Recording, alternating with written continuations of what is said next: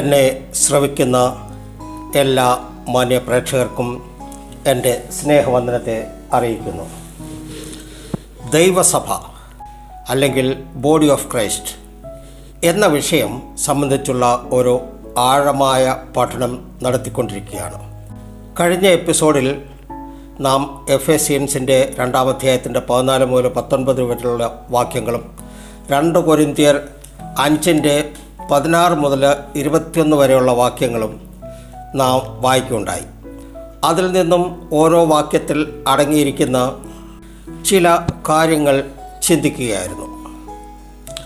ഇനിയും നാം ഈ ഭാഗങ്ങളിൽ അടങ്ങിയിരിക്കുന്ന ആഴമായ കാര്യങ്ങൾ വളരെ സരളമായ രീതിയിൽ നിങ്ങൾക്ക് മനസ്സിലാവുന്ന രീതിയിൽ പറയാൻ താല്പര്യപ്പെടുന്നു. നിങ്ങൾ പ്രാർത്ഥനയോടെ എന്നോടൊപ്പം ആയിരിക്കുമെന്ന് പ്രതീക്ഷിക്കുന്നു. തുടങ്ങുന്നതിന് മുമ്പ് ഒരു പ്രത്യേക അറിയിപ്പ്. ഒരു പാസ്റ്റർ തീർച്ചയായും അറിഞ്ഞിരിക്കേണ്ട കാര്യങ്ങൾ ഈ പരമ്പരയിൽ വളരെ ലളിതമായി വിശദീകരിച്ചിരിക്കുന്നു. ഇത് കാണുമ്പോൾ ദൈവസഭയെപ്പറ്റിയുള്ള നിങ്ങളുടെ കാഴ്ചപ്പാട് മാറും എന്നെനിക്ക് പൂർണ്ണ വിശ്വാസമുണ്ട്. ബോഡി ഓഫ് ക്രൈസ്റ്റ് എന്ന പരമ്പര തുടക്കം മുതൽ കാണാൻ ശ്രമിക്കുക. ഇനി ഒരു വാക്യം വായിക്കാം. അപ്പോസ്തല പ്രവർത്തികൾ 13-ാം അധ്യായത്തിൻ്റെ 47-ാമത്തെ വാക്യം.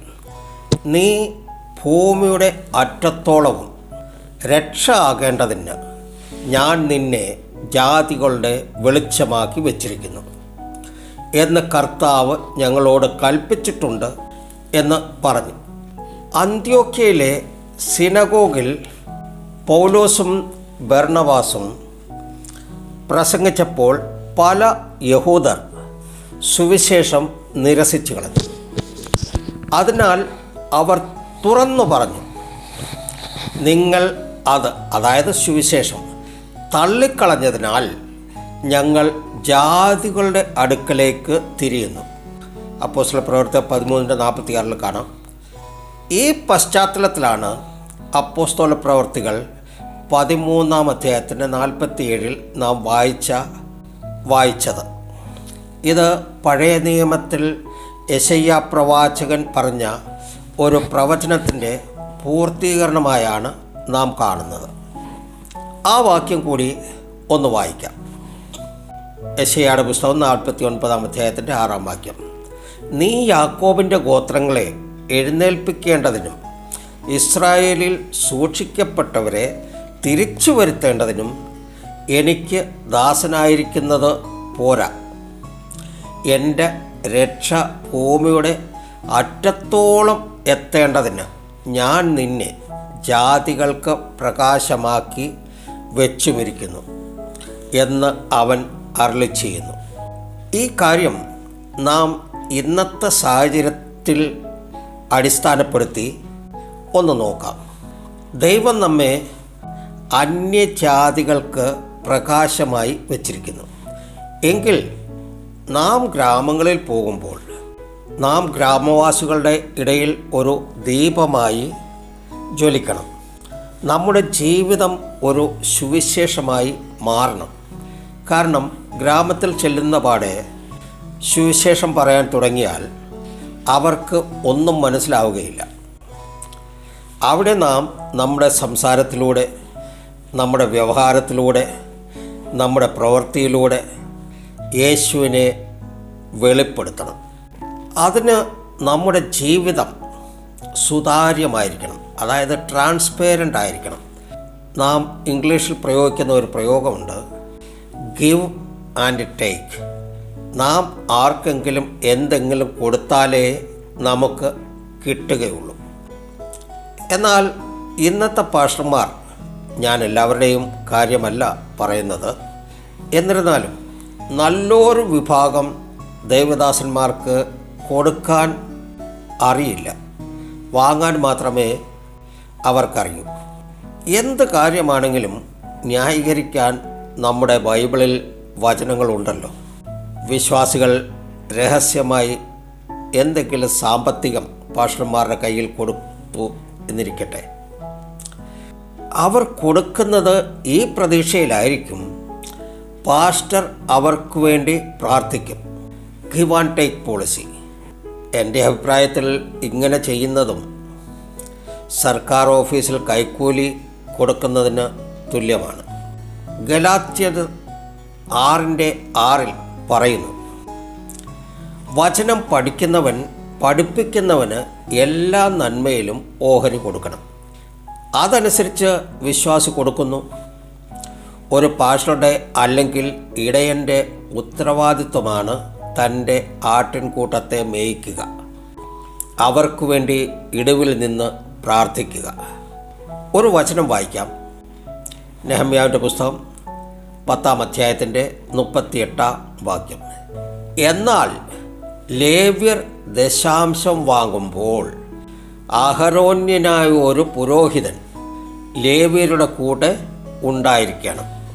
ദശാംശത്തിൻ്റെ ദശാംശം ലേവ്യർ നമ്മുടെ ദൈവത്തിൻ്റെ ആലയത്തിലെ ഭണ്ഡാരഗൃഹത്തിൻ്റെ അറകളിൽ കൊണ്ടുചെല്ലണം.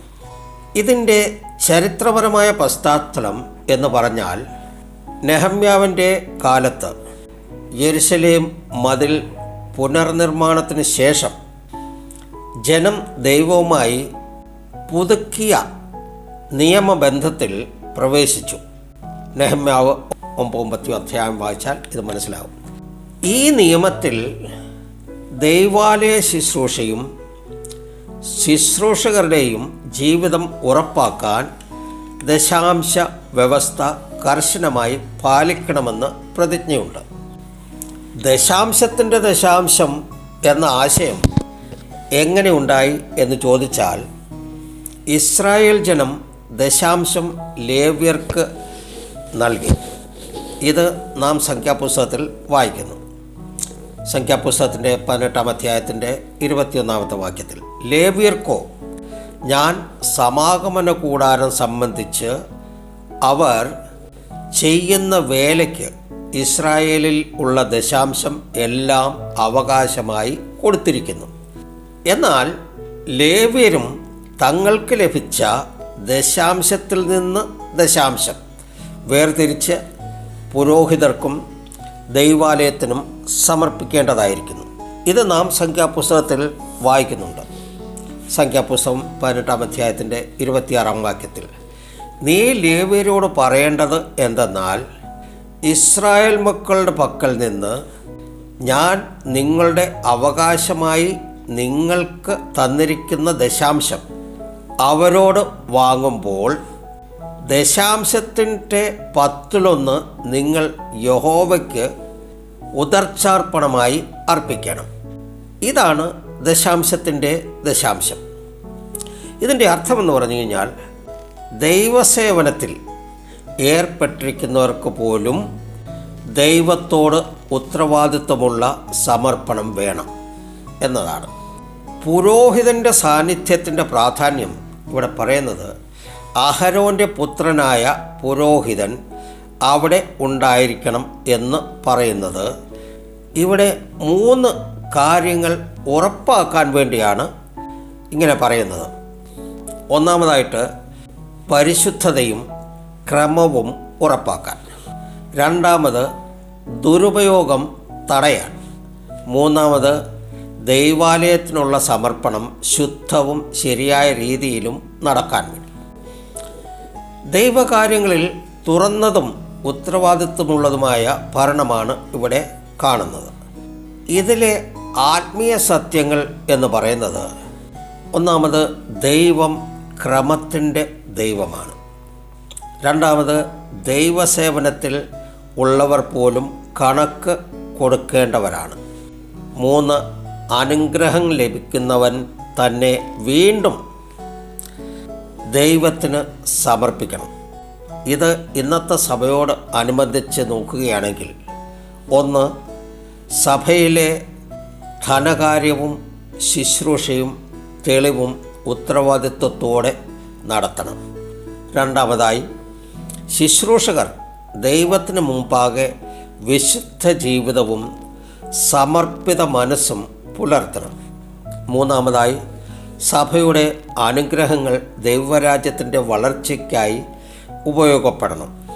ദൈവത്തിൻ്റെ കാര്യങ്ങളിൽ സേവകനും സ്വീകരിക്കുന്നവനും ഒരുപോലെ വിശ്വസ്തരും ഉത്തരവാദിത്വമുള്ളവരും ആയിരിക്കണം. ഇത് ഒരു ധനകാര്യ നിയമം മാത്രമല്ല, ദൈവത്തോടുള്ള ഭക്തിയുടെയും ക്രമത്തിൻ്റെയും പ്രതിഫലനമാണ്. ഇപ്പോൾ ഈ എപ്പിസോഡ് ഇവിടെ നിർത്തുന്നു.